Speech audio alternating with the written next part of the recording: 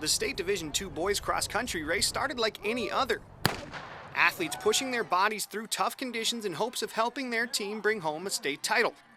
But in this race, it was the last stretch when that goal changed. The mindset our coach always gives us is that you're a sprinter now, is what she tells us. And so I'm like, okay, I have 200 meters left.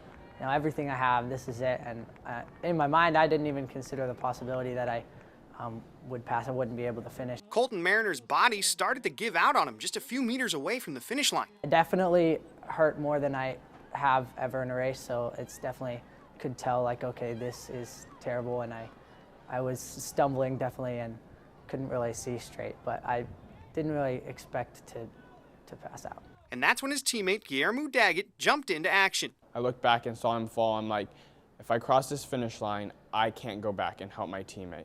So I stopped right there and ran back and helped him up. In the moment, I didn't have time to think about much about rules or whatever.